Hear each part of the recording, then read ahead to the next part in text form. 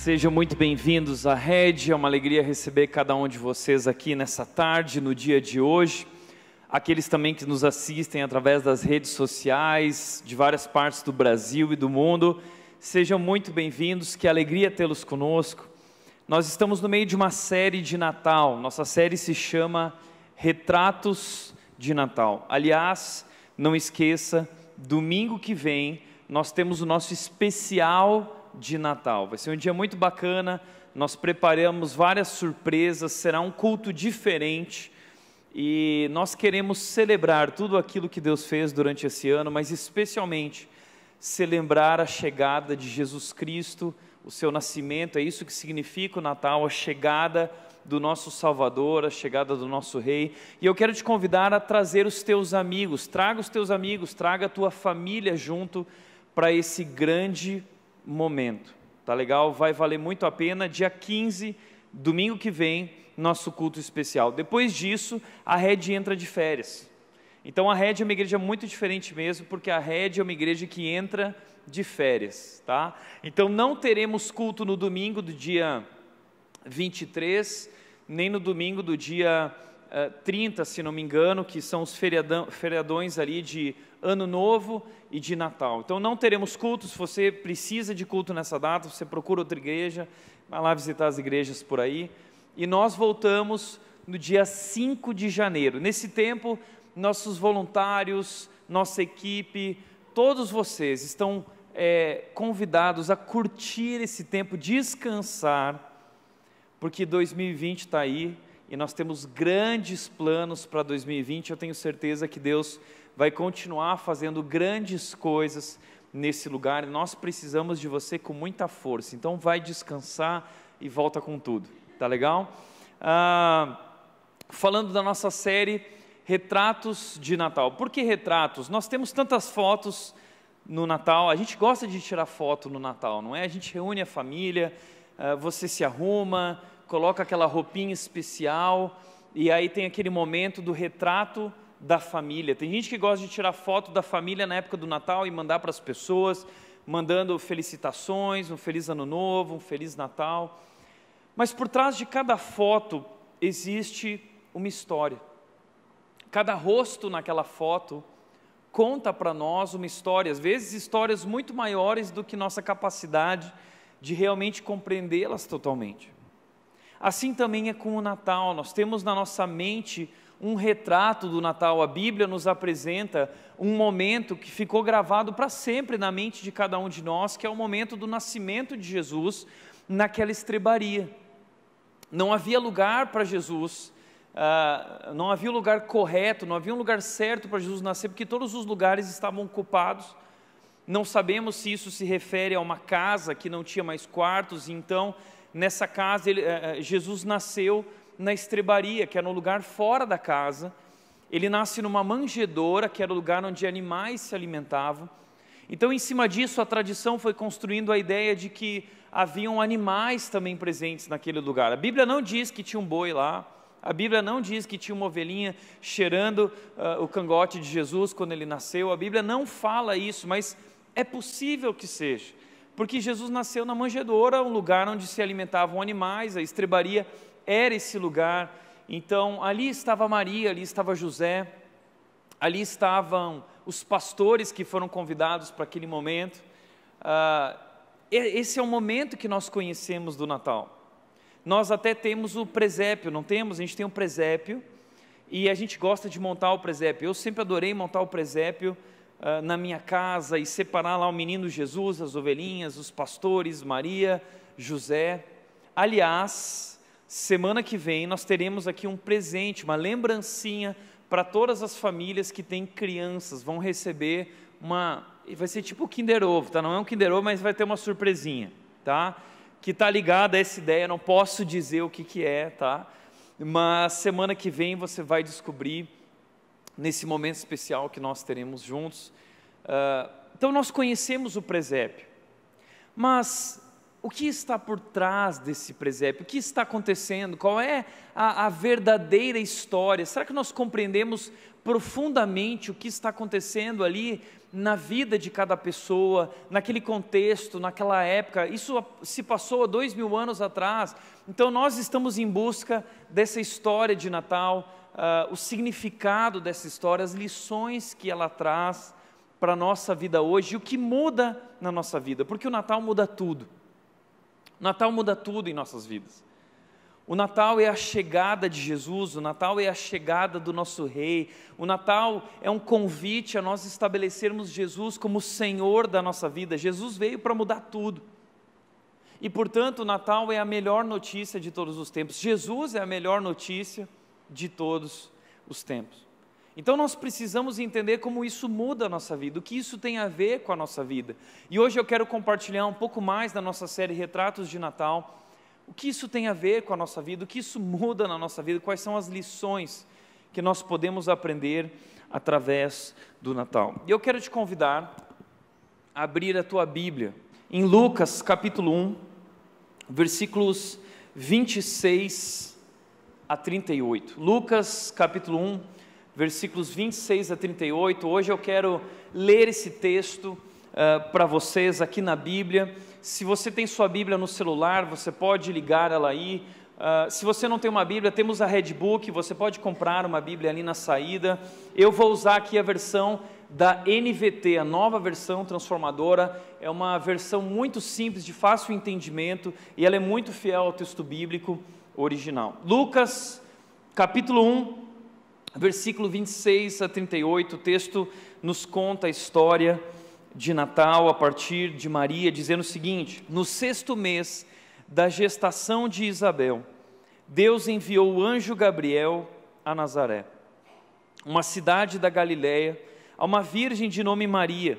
Ela estava prometida em casamento a um homem chamado José, descendente do rei Davi.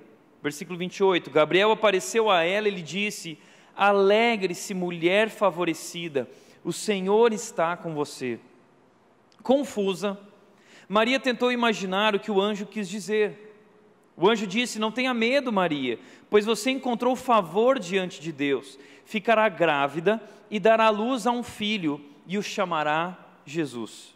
Ele será grande e será chamado Filho do Altíssimo. O Senhor Deus lhe dará o trono do seu antepassado Davi, e ele reinará sobre Israel para sempre. Seu reino jamais terá fim. Maria perguntou ao anjo: como isso acontecerá? Eu sou virgem. O anjo respondeu: o Espírito Santo virá sobre você, e o poder do Altíssimo a cobrirá com sua sombra. Portanto, o bebê que vai nascer será santo e será chamado Filho de Deus. Além disso, sua parenta Isabel ficou grávida em idade avançada. As pessoas diziam que ela era estéril, mas ela concebeu um filho que já está no 6º mês de gestação, pois nada é impossível para Deus. Maria então disse: sou serva do Senhor, que aconteça comigo tudo o que foi dito ao meu respeito. E o anjo a deixou. Olhando para esse texto, a história de Maria, essa jovem que recebe a visita desse anjo, eu quero compartilhar hoje com você 4 lições que eu aprendo no Natal. 4 lições através dessa história. A primeira lição que eu gostaria de compartilhar hoje com você é que Deus usa o improvável.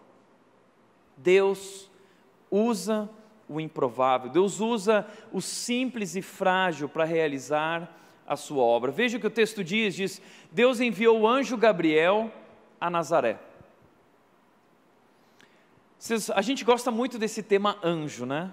A gente tem falado bastante sobre anjo. Semana passada nós vimos os pastores receberam a visita de um anjo, e agora, de vários anjos, e agora Maria recebe a visita de um anjo, mas é um anjo especial, é o anjo Gabriel. E a Bíblia nunca descreve o nome dos anjos, só existem 2 anjos que têm os nomes descritos na Bíblia, é Gabriel e Miguel. Segundo a tradição, acredita-se que esses anjos eram arcanjos. Não sei se você sabia, mas a Bíblia mostra que existe uma hierarquia entre os anjos. Existem anjos que são anjos que assistem na presença de Deus, eles estão servindo a Deus na presença de Deus. Existe uma hierarquia, e provavelmente Gabriel, Miguel, são esses anjos arcanjos. Talvez Gabriel é tido como um mensageiro de Deus na Bíblia. O nome dele aparece 2 vezes na Bíblia, aparece em Daniel, 3 vezes na verdade, em Daniel, lá no Antigo Testamento, quando Daniel recebe uma profecia a respeito da vinda do Messias, a respeito da vida de Jesus, e depois Gabriel aparece quando ele vai falar com Zacarias e Isabel a respeito do nascimento de João Batista, e depois ele aparece também para Maria e para José. Agora, imagina, Gabriel é um anjo importante na Bíblia, e as aparições dele estão sempre ligadas à vinda de Jesus, a esse grande momento. Então o anjo Gabriel aparece, ele vem a essa cidade de Nazaré, uma cidade da Galileia. Imagina esse momento, Deus está lá no céu, e aí ele fala o seguinte: olha, chama o Gabriel aqui. E o Gabriel chega lá e fala assim: Gabriel, chegou a hora. Entenda isso, 500 anos antes desse momento, Gabriel veio até a terra para falar com o profeta Daniel. E ele trouxe a revelação para Daniel da vinda do Messias, quando Daniel falou a respeito da vinda do rei, nós vimos aqui semana passada.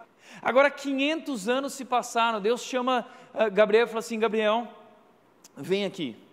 Que foi, Deus? Chegou a hora.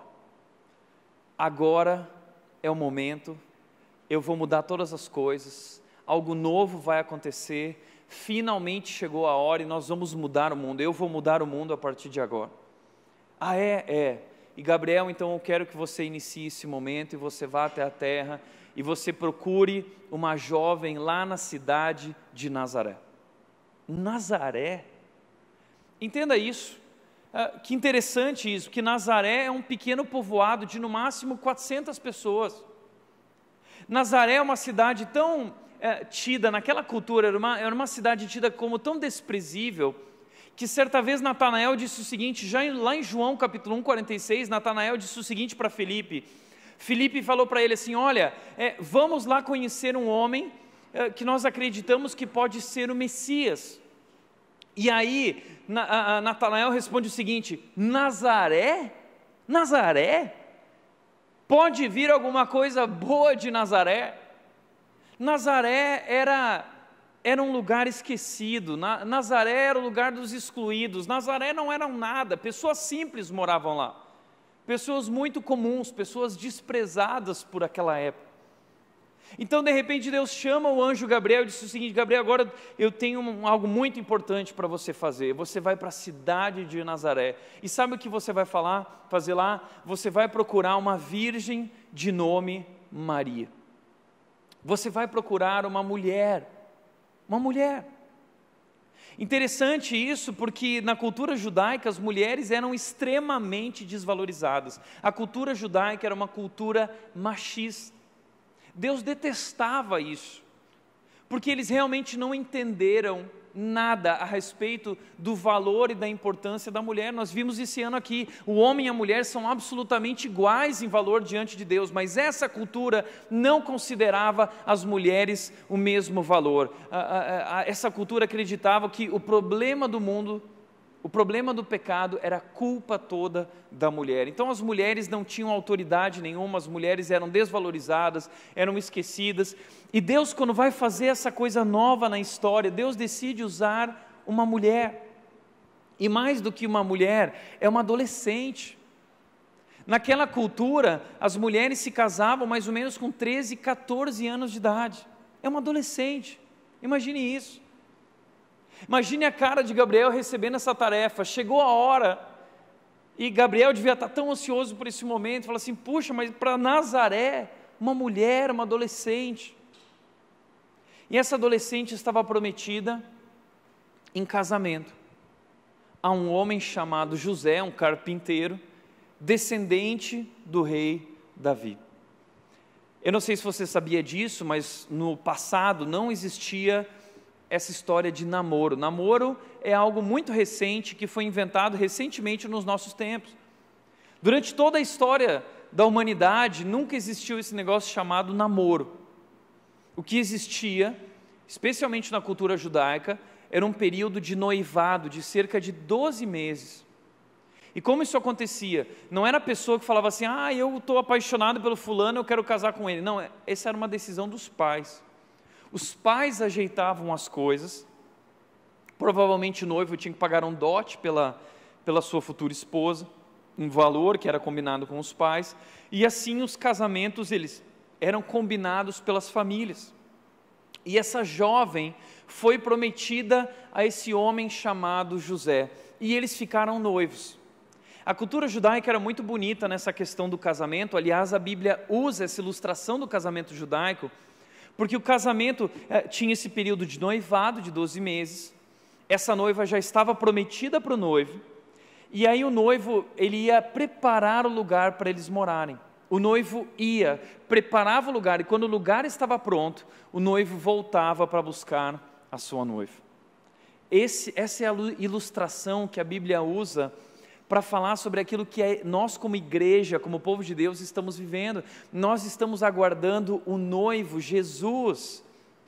Ele salvou a nossa vida, a igreja é a noiva de Jesus, a Bíblia diz, e Jesus Cristo foi aos céus preparar um lugar para nós, e quando tudo estiver pronto, isso é uma metáfora, Ele vai voltar, e Ele vai nos buscar para reinar com Ele para sempre. Por isso a Bíblia diz que nós devemos aguardar, estar preparados. As noivas, elas aguardavam esse grande momento. O noivo na cultura judaica, quando tudo estava pronto, ele voltava com uma comitiva, com trombetas, era uma grande festa, e o casamento durava 7 dias. Então Maria estava vivendo esse momento que toda noiva vive, a expectativa, a ansiedade, uma jovem, uma adolescente, e de repente ela recebe a visita de um anjo, o anjo Gabriel, que fala que ela vai ser escolhida para receber, para ser essa mulher que vai dar a luz ao Messias, a Jesus Cristo. Então o que eu aprendo com essa história é que Deus usa o improvável. Deus escolheu usar as coisas simples e frágeis para realizar a sua obra. E Maria se percebe assim, Maria se enxerga dessa maneira. Veja a resposta de Maria no cântico dela, um pouco mais para frente, nos versículos 47 e 48, naquilo que é chamado de o cântico Magnificat de Maria. Maria está adorando a Deus por tudo o que está acontecendo na vida dela, e ela diz: como meu espírito se alegra em Deus, como meu espírito se alegra. Maria está experimentando aquela alegria da qual nós conversamos aqui semana passada. Davi disse lá no Salmo 16:11, na tua presença eu encontrei plenitude de alegria. Davi disse, o meu cálice transborda. O que nós vemos na Bíblia são pessoas que, após esse encontro com Deus, após esse relacionamento com Deus, descobriram uma alegria que é algo inexplicável. E Maria está vivendo isso, e ela canta dizendo, como eu me alegro no meu Deus, o meu Salvador. Pois Ele observou-se humilde serve, de agora em diante, todas as gerações me chamarão abençoado. Veja o que ela diz, Ele observou a sua humilde serva. Ela reconhece a sua condição. E a palavra aqui, humilde, significa literalmente pequena. Deus observou essa mulher tão pequena, tão insignificante. A ideia aqui por trás é a ideia de incapaz. Eu sou tão incapaz, mas Ele me escolheu mesmo assim. Sabe o que eu entendo através disso? É que Deus escolheu as coisas fracas, Deus escolheu as coisas frágeis, e se você é uma pessoa assim, se você se sente limitado, se você se sente incapaz, se você se sente pequeno demais para ser usado por Deus, você dessa maneira se torna o palco perfeito para Deus manifestar o poder dele. A sua fraqueza é o palco perfeito para Deus mostrar o seu poder. E é isso, por isso que Deus ele escolhe pessoas assim como Maria. E Maria não apenas se reconhece como pequena e insignificante, mas Maria também se reconhece como uma pecadora. Ela diz o seguinte, eu me alegro em Deus, o meu Salvador. Sabe o que significa isso? Maria se reconhece como uma pecadora. Aquilo que nós falamos a respeito de Maria, nós não, mas a cultura por aí diz que Maria é uma santa. Maria não é santa, e ela mesma diz isso, eu não sou santa, Eu preciso de um Salvador, e quem precisa de um Salvador? Pessoas perfeitas não precisam de um Salvador, somente pecadores precisam de um Salvador. E Maria sabe que ela é pecadora. Maria é alguém, sim, que é temente a Deus, é alguém que ama a Deus, mas exatamente por isso ela se reconhece pecadora. Somente pessoas que conhecem a Deus e têm um relacionamento com Deus sabem quão pecadoras são. Pessoas que falam assim: não, eu sou uma boa pessoa. Você não conhece a Deus. Se você se acha uma boa pessoa, se você se julga uma boa pessoa, eu tenho certeza que você não conhece a Deus. Que quanto mais próximo eu estou de Deus, maior é minha consciência do pecado. Por isso que quando Isaías estava na presença de Deus, ele disse: miserável homem que sou, eu sou um homem de lábios impuros, e eu habito no meio de um povo de lábios impuros, e eu mereço a morte. Porque quando nós estamos diante de um Deus que é santo, santo, santo, a sua luz, a sua santidade, a sua majestade sobre nossas vidas revela a nossa imperfeição, revela o nosso pecado. E Maria se reconhece então uma pecadora. Você já entendeu isso? Maria é tão pecadora quanto eu e você. A Bíblia diz que não existem pessoas boas. A Bíblia diz em Romanos 3,23, todos pecaram. Todos pecaram e estão separados de Deus, são incapazes de alcançar o padrão de Deus. Todos pecaram. E o salário do pecado é a morte, a nossa condenação. Por isso nós precisamos de um Salvador. Entenda isso de uma vez por todas. Não existem pessoas que são boas e pessoas que são ruins. A Bíblia diz que todos são ruins diante de Deus. Mas existe gente ruim arrependida e gente ruim não arrependida. Esse é o segredo de Maria, esse é o segredo do que é ser cristão. É você se compreender pecador, mas você ser uma pessoa arrependida, quebrantada na presença de Deus. Essa é Maria, ela se reconhece com suas limitações, com suas fraquezas, ela se reconhece uma pecadora como uma ser humana. Eu sou pecadora. Mas o que eu aprendo é que Deus usa pecadores, Deus usa pessoas incapazes, Deus usa pessoas pequenas. Isso é um padrão na Bíblia. Veja o que Paulo diz sobre esse padrão. Ele fala o seguinte: pelo contrário, Deus escolheu as coisas que o mundo considera loucura para envergonhar os sábios. Deus escolheu as coisas loucas do mundo, assim como escolheu as coisas fracas para envergonhar os poderosos.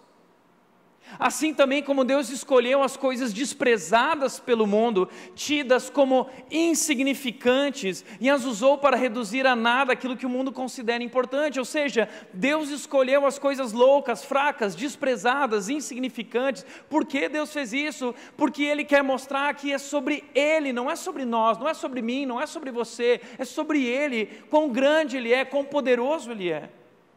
E nós, em nossas fraquezas e limitações, somos o palco perfeito para Ele mostrar o seu poder. Portanto, veja o que Paulo diz: portanto, ninguém jamais se orgulhe na presença de Deus. Ninguém jamais se orgulhe na presença de Deus. Como é triste quando nós vemos pessoas que começam a se achar. Esse é o grande perigo na vida cristã. É a gente ser usado por Deus, de a gente começar a achar que a gente é bom. É aí que a gente se perde. É a síndrome de Lúcifer, é o orgulho, o pecado preferido do diabo, a vaidade. A verdade é que não tem nada a ver comigo ou com você. Ainda ontem eu e a Nath, nós estávamos conversando sobre uma artista cristã gospel, muito famosa no Brasil, uma jovem. E a Nath ficou apavorada com o testemunho dessa menina, porque ela estava dizendo o seguinte, ela estava falando quão especial ela era para Deus. Eu sou tão especial. Eu sou tão especial que o diabo já tentou me matar várias vezes. Desde o dia que eu nasci, o diabo tenta me matar, minha mãe. Quando eu tinha 10 anos, eu quase tirei minha vida porque o diabo estava lá. Mas eu estou aqui porque Deus tinha um grande plano para a minha vida, porque eu sou especial. E ela estava se achando pra caramba. Mas veja o que o texto diz: ninguém se orgulhe na presença de Deus. Sabe por quê? Deus não escolheu você porque você é especial. Deus não escolheu você porque você é bom. Deus não escolheu você porque você é perfeito. Sabe o que nos afasta de Deus? Não é a gente saber que a gente é ruim, é a gente achar que a gente é bom. É isso que nos afasta de Deus. Porque a Bíblia diz que Deus se opõe aos orgulhosos. 1 de Pedro 5,5, Deus se opõe aos orgulhosos, mas Ele concede graça aos humildes. Tiago 4,6, Deus se opõe aos orgulhosos, também, mesmo texto, mas concede graça aos humildes. Esse é um padrão de Deus, Deus usa os humildes, Deus escolhe os fracos, mas Deus detesta, Deus se opõe aos orgulhosos. Mas nós estamos hoje diante de uma geração de orgulhosos, gente que se acha. Certa vez eu estava numa conferência aqui na nossa cidade, uma grande conferência, e um pastor começou a pregar dizendo o seguinte: porque nunca houve uma geração como essa geração aqui na história. Todos os jovens estavam lá. Nunca houve uma geração como essa. Aí a nova geração adora ouvir isso. Nossa, eu sou bom. Nunca houve. E aí ele disse o seguinte: na verdade houveram outras 2 gerações como a de vocês na história. Quais foram? A primeira geração foi a geração de Moisés. Quando a geração de Moisés nasceu, o diabo sabia que era uma geração de libertadores, e ele tentou matar todas as crianças através do faraó, mas ele não conseguiu. Moisés se tornou o libertador do povo de Deus, e tirou eles do Egito, e a galera, isso aí.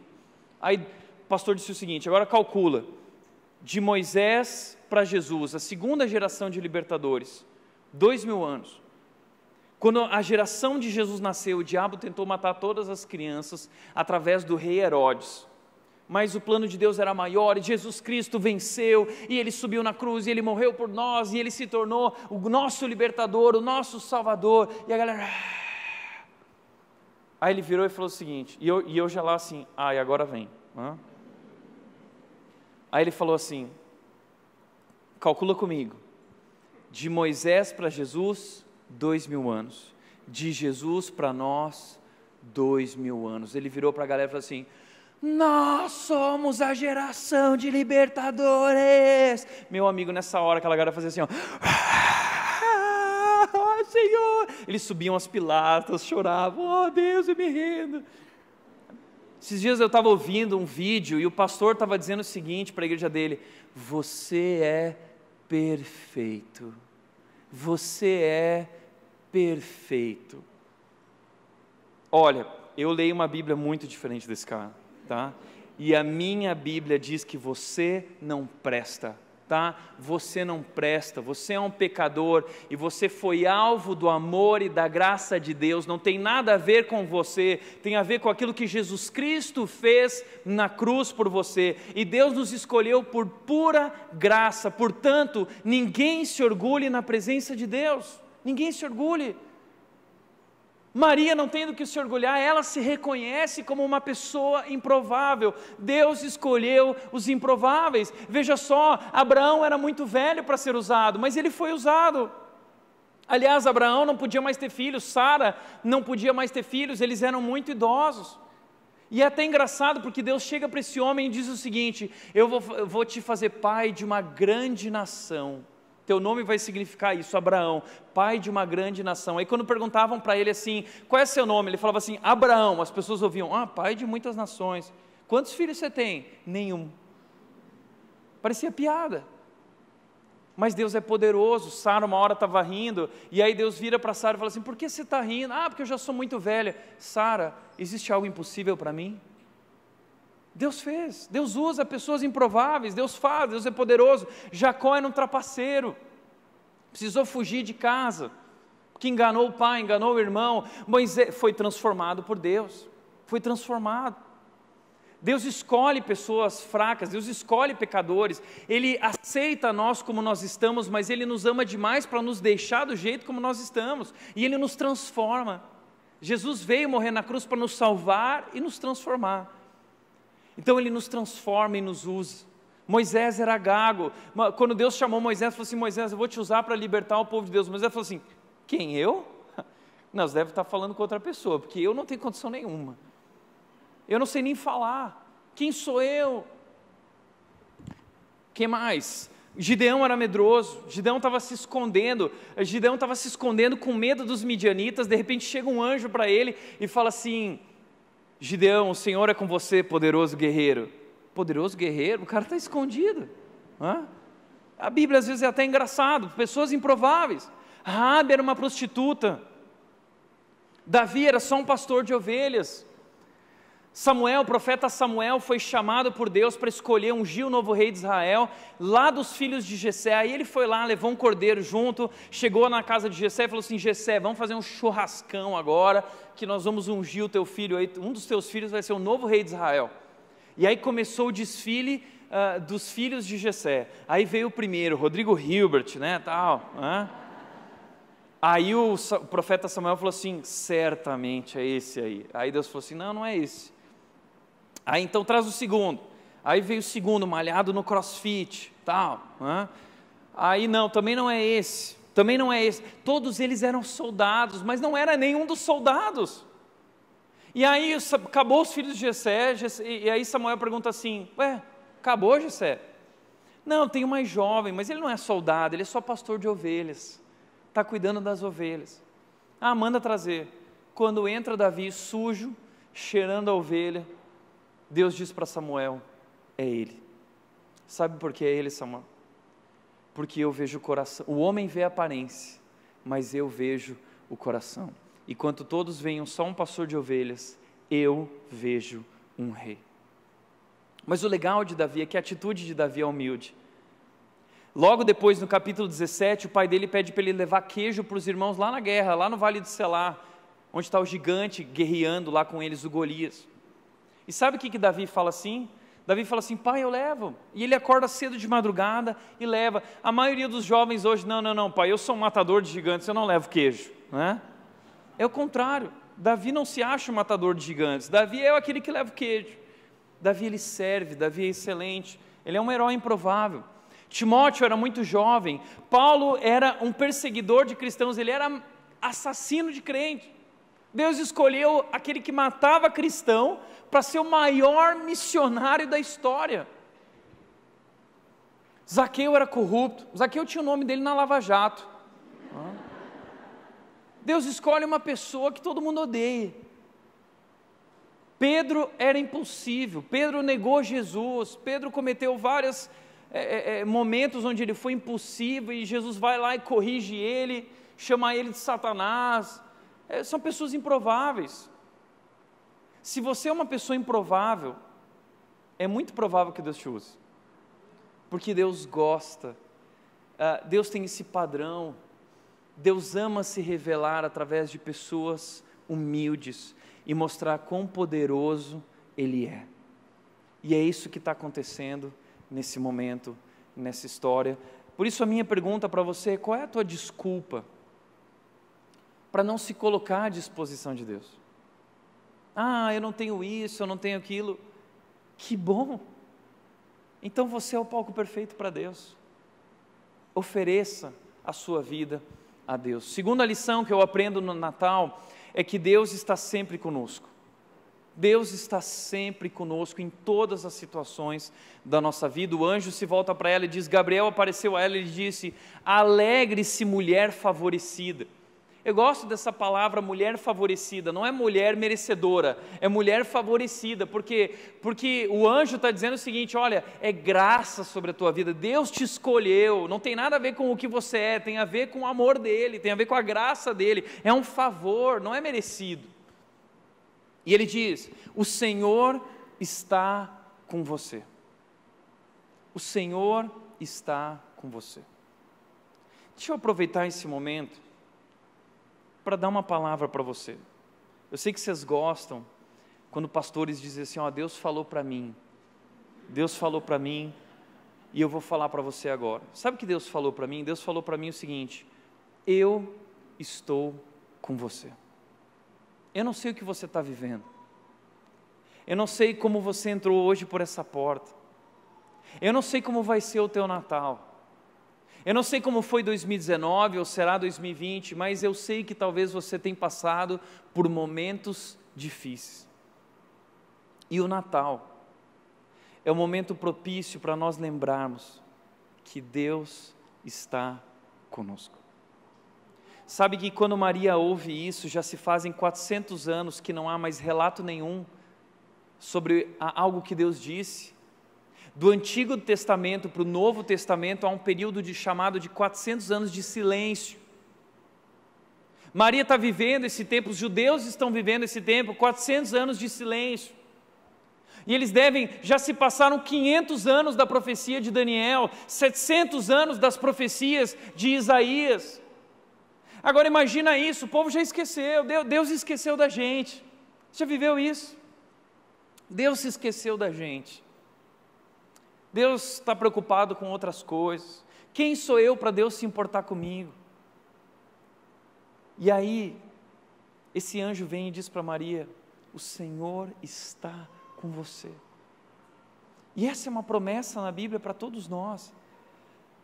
Lá em Josué, veja só o que diz Josué, capítulo 1, versículo 9, Deus disse o seguinte: seja forte e corajoso, não tenha medo, nem desanime, pois o Senhor, o seu Deus, estará com você por onde você andar. Sabe quais são uma das frases que mais aparece na Bíblia? Sabe qual é? Não temas. Não tenha medo. É uma das palavras que mais aparece na Bíblia. Por quê? Porque nós temos esse costume de esquecer que Deus está conosco. E nós ficamos confusos, nós ficamos com medo, nós desanimamos. E aí Deus vem com essa palavra para Josué, dizendo o seguinte: Josué, não desanima, não tenha medo, seja forte e corajoso, pois o Senhor, seu Deus, estará com você por onde você andar. Jesus Cristo disse para aqueles discípulos, e essa palavra vale para nós, Ele disse: eu estarei sempre com vocês. Eu não sei o que você está vivendo, mas eu sei que Deus está com você, na alegria ou na tristeza. Ainda que eu ande pelo vale da sombra da morte, Davi disse no Salmo 23, a tua vara e o teu cajado me consolam, ou seja, Ele está conosco, ainda que a gente ande pelo vale da sombra da morte. Por isso, o texto continua dizendo o seguinte: confusa, Maria tentou imaginar o que o anjo quis dizer. Ela ficou confusa, ela não estava entendendo. Aí o anjo disse para ela: não tenha medo, Maria, disse o anjo, não tenha medo. Lembra, sempre que aparece um anjo, a pessoa fica com medo. Com Maria foi assim também, o anjo disse: não tenha medo. Essa é a palavra que mais aparece na Bíblia, não tenha medo. O Senhor é com você, Maria. Disse o anjo: pois você encontrou favor diante de Deus, ficará grávida e dará luz a um filho e o chamará de Jesus. Ele vai se chamar Jesus. E Gabriel diz o seguinte para ela: ele será grande e será chamado Filho do Altíssimo, reinará sobre Israel para sempre, e seu reino jamais terá fim. Então agora Maria sabe, espera aí, o anjo está falando do Messias, eu vou ser a mãe do Messias, eu vou carregar o Filho de Deus no meu ventre. É uma grande missão, não é uma missão fácil, mas é uma grande missão, uma bela missão. E aí, existe uma profecia no Antigo Testamento, e os judeus esperavam, por isso Maria sabia. Isaías 7,14 diz: por isso o Senhor mesmo lhes dará um sinal, vejam, a virgem ficará grávida. Era uma profecia, a virgem ficará grávida, ela dará luz a um filho e o chamará de Emanuel. Sabe o que significa Emanuel? Deus conosco. Deus conosco. Sabe qual é a mensagem do Natal? A mensagem do Natal é que Deus está conosco.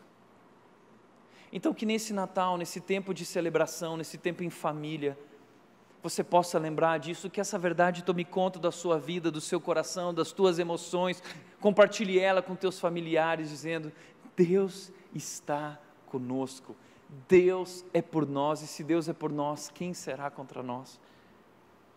Natal é um momento propício para lembrar que Deus está conosco em todas as situações.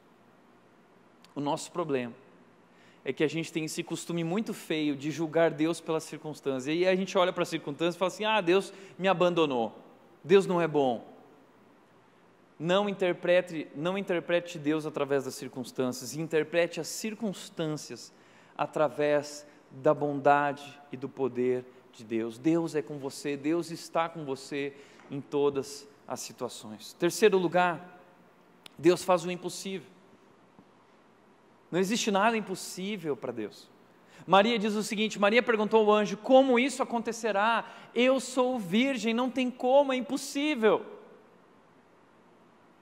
Maria, o impossível é a especialidade de Deus. É o impossível. O anjo respondeu, o Espírito Santo virá sobre você, e o poder do Altíssimo, o poder de Deus, a cobrirá com a sua sombra. Portanto, o bebê que vai nascer será santo e será chamado Filho de Deus. Entenda uma coisa, esse bebê que vai nascer, ele é santo. É por isso que ele vai nascer através do poder do Espírito de Deus. Ele não vai ser concebido por meio de um homem, porque de alguma forma o pecado é transmitido de geração a geração, você sabia disso? O Salmo 51:5, Davi diz o seguinte, eu fui concebido em pecado, eu já nasci pecador, Davi diz. Essa é uma verdade. Bebês já nascem pecadores, a Bíblia diz isso claramente. Eu sei o quão assustador é isso. É por isso que nós precisamos de um Salvador. É por isso que quando esses bebês nascem, o que mais os pais precisam falar e fazer para eles é ficar dizendo não, não, não, não. Por quê? Porque o pecado já está ali dominando a vida, o coração deles, ainda que eles não tenham consciência de percebê-lo, não tenham consciência de controlá-lo. A Bíblia diz que é papel dos pais livrar os filhos da morte. Como os pais fazem isso? Através da vara da disciplina, fazendo eles criarem a consciência do pecado. Esses dias uma mãe estava falando comigo, Tiago, coisa de criança. Eu falei assim, cuidado, existe coisa de criança e existe coisa de pecador, e você precisa entender o que é coisa de criança e o que é coisa do pecado, porque coisa do pecado tem que ser tratada. E é exatamente por isso que o texto diz que o bebê que vai nascer é santo, porque Jesus não tinha pecado. É Deus que incapacitou Maria e gerou essa criança no ventre de Maria. Ele é santo, ele é separado, ele não nasceu pecador, ele não poderia pecar. Porque existe o pecado original, o pecado de Adão, e toda a humanidade está debaixo da maldição do pecado de Adão.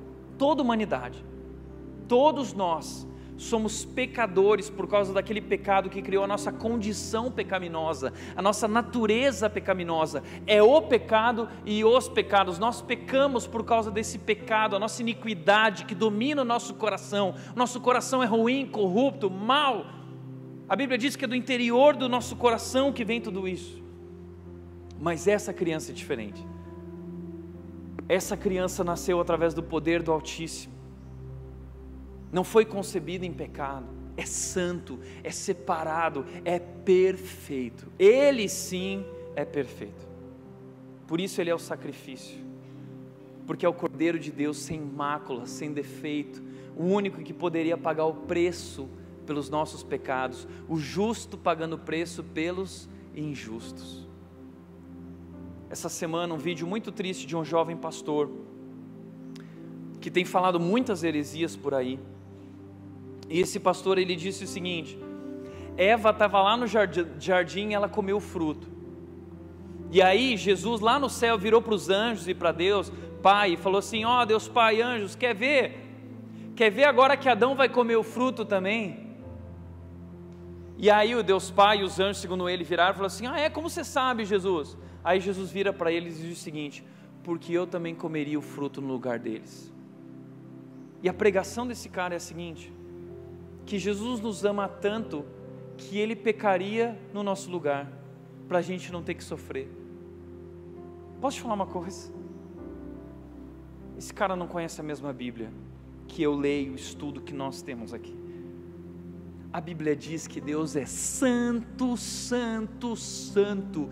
Ele jamais pecaria. A Bíblia diz que Ele foi tentado em todas as coisas e Ele jamais pecou. Por isso Ele se torna o sacrifício perfeito, porque Ele é santo. E Maria sabe, como pecadora, como pequena, como incapaz, que ela vai carregar dentro do seu ventre aquele que é santo, santo, santo, o escolhido de Deus, o Messias.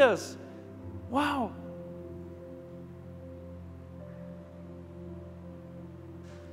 Portanto, ela diz o seguinte: o poderoso é santo, o poderoso é santo e fez grandes coisas por mim, seu braço poderoso faz coisas tremendas. Então entenda uma coisa, Natal é tempo de milagres, Natal é tempo de lembrar que não existe nada impossível para Deus. Tudo nessa história de Natal nos lembra que Natal é tempo de milagres. Os anjos que apareceram para Zacarias e Isabel, para os pastores, para José, para Maria, Zacarias e Isabel, Maria e José, a estrela de Belém que conduziu aqueles astrólogos até aquele momento exato, nascimento e preservação da vida de Jesus. Quando tentavam matá-lo, Herodes, José precisou fugir para o Egito. Tudo nessa história é sobre milagres. O nosso Deus é um Deus de milagres, o nosso Deus é um Deus poderoso. Se tem uma palavra, uma frase que não existe na vida cristã, é a frase, não tem mais jeito. Essa frase não existe para nós. Aqueles que creem em Jesus não podem acreditar nessa frase, não tem mais jeito. Sabe por quê? Porque o anjo diz o seguinte para Maria, ele disse, pois nada é impossível para Deus. Então não me venha com essa história, Tiago, meu casamento não tem mais jeito, minha família não tem mais jeito, minha vida não tem mais jeito. Isso não existe na vida cristã. Com Deus, tudo é possível. Deus pode transformar a sua vida, nada é impossível para Deus. Eu não sei o que você está vivendo, mas esse Natal é tempo de lembrar que Deus é poderoso. E que você não deve desanimar, mas deve continuar sendo forte e corajoso, porque Deus é contigo, e Deus tem um plano para a sua vida. Nada é impossível para Deus. E quarto e último lugar, Deus só requer obediência. Deus só requer obediência. Ele diz, Maria disse, sou serva do Senhor, que aconteça comigo tudo que foi dito a meu respeito, e o anjo a deixou. A atitude dela é, eu sou serva do Senhor. Seja feito na minha vida, que aconteça comigo tudo o que foi dito. A versão da NVI nesse texto diz o seguinte, seja feito conforme a tua palavra. Isso me lembra um momento na Bíblia, o momento em que Jesus está no Getsêmani, e Jesus fala assim, Pai, se for possível, afasta de mim este cálice, mas seja feito conforme a tua vontade. Conforme a tua vontade. Esse é o desafio da vida cristã. Maria não tinha nada de especial, mas ela era uma mulher temente a Deus, que obedecia a Deus. E Deus só precisa de uma coisa para fazer grandes coisas na sua vida. Deus só precisa de uma coisa, sabe o que é? Obediência. Obediência. Mas para nós obedecermos a Deus, nós temos que vencer essa luta que nós vivemos, a minha vontade versus a vontade dEle. Para qual vontade você está vivendo? De acordo com a tua vontade, é o teu plano, é do teu jeito, ou você já se rendeu? Não é mais do meu jeito, não é minha agenda. 2020 a agenda é a agenda de Deus para a minha vida, que seja feito conforme a tua vontade, Deus, a tua palavra, o teu plano, os teus sonhos para a minha vida. Não é o que eu quero, chega, eu sou teu servo, Deus, e eis-me aqui, eu quero viver a tua vontade. E entenda que obedecer a Deus não é fácil, seguir a vontade de Deus não é fácil. É contra aquilo que nossa natureza pecaminosa quer, é contra aquilo que o mundo fala, é uma vida contra a cultura. Não é fácil, e para Maria não foi fácil. Você precisa entender que não foi fácil. Sabe por quê? Porque Maria, ao ficar grávida, estando no período de noivado, ela não estava grávida do seu noivo. Sabe o que isso significava? Na cultura judaica, Maria seria vista como uma mulher adúltera. Maria podia estar diante do apedrejamento. Essa era a sentença para uma mulher adúltera: apedrejamento. A coisa é tão séria, não pense que a coisa era fácil, a coisa era tão séria que a Bíblia diz o seguinte, Mateus 1,19, José, seu noivo, era um homem justo e resolveu romper a união em segredo. José resolveu romper, vou romper. O próprio noivo dela abandona ela, quer abandonar ela. está entendendo o que essa jovem de 14 anos está vivendo? Você conhece um jovem, uma jovem de 14 anos, que decide abrir mão de toda a sua vida, dizendo, eu sou serva do Senhor? Por isso essa mulher é uma mulher importante, ela serve de referência para nós, alguém que se entrega para Deus, que se rende ao plano de Deus. Uau! Ele quis abandoná-la, romper a união, era vergonhoso aquilo, ninguém acreditava nela.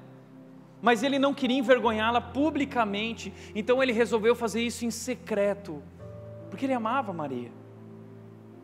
Mas um anjo Gabriel vai até José e diz assim, José, não tenha medo, o Senhor é com você, e o garoto, o menino que vai nascer no ventre de Maria, é o escolhido, é o Messias, é o Rei. José nesse momento se torna um grande homem, e eu acho tão linda a história de José. Ele não fala uma palavra, mas ele é o braço conduzindo Maria e Jesus para o Egito, para Belém. Ele é o homem que guia essa família honrando a Deus. Uau, isso é incrível. Agora, quando o menino nasce, José e Maria, eles vão até a sinagoga e eles vão apresentar a criança no 7º, 8º dia. Era o momento na cultura judaica onde a criança ela passava por um costume judaico. E aí, chegando nesse momento, eles chegaram na sinagoga e um homem, um profeta chamado Simeão, ele tinha uma profecia na vida dele: você só vai morrer quando você vê o Salvador.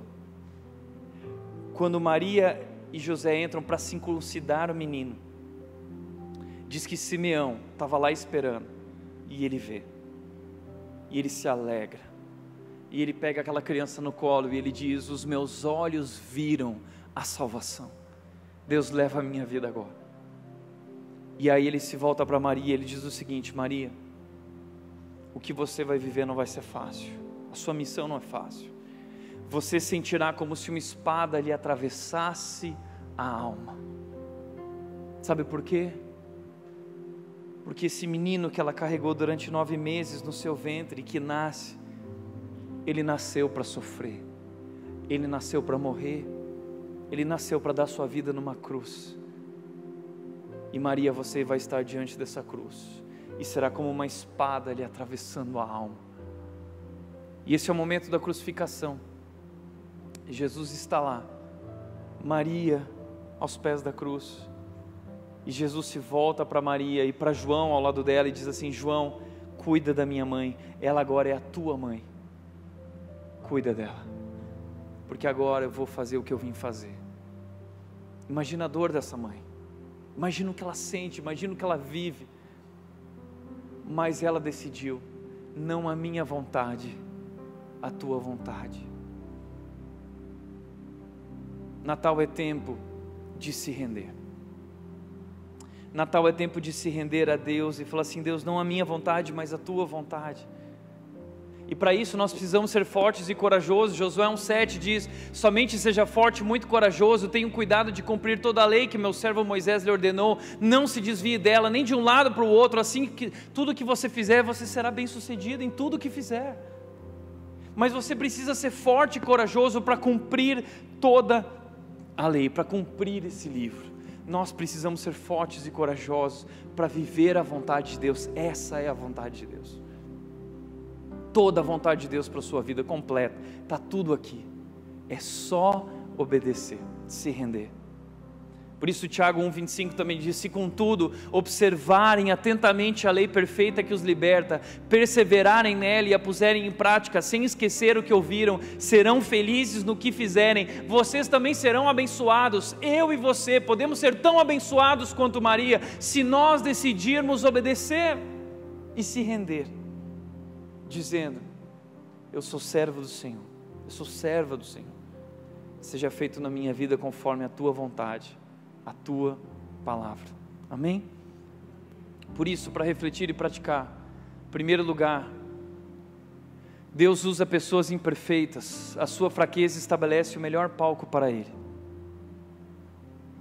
Segundo lugar, Natal é tempo de se render a Deus e lembrar que nada é impossível para Ele.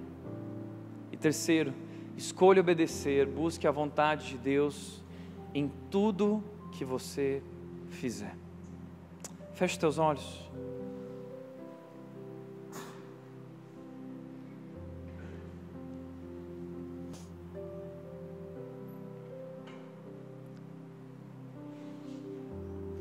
Pai, aqui nós queremos nos render. Nós queremos declarar que Tu és o nosso Senhor. Nós entendemos, Deus, quão grande o Senhor é, quão poderoso o Senhor é. E nós nos reconhecemos tão fracos, tão limitados. Por isso nos rendemos a Ti, Deus, para que o Senhor nos use, para que o Senhor atue em nossas vidas. Nós queremos fazer parte, Deus, daquilo que o Senhor está fazendo. Nós somos Teus servos. Derrama a Tua salvação sobre nossas vidas, Deus. Com Teu poder vem transformar tudo aquilo que nós estamos vivendo, fazer tudo novo. Seja Rei em nosso coração. Assim nós oramos e nos rendemos a Ti, Deus, pois Tu és digno, o único digno de receber a honra e a glória. Assim nós oramos e Te adoramos aqui, Pai, em nome de Jesus. Amém.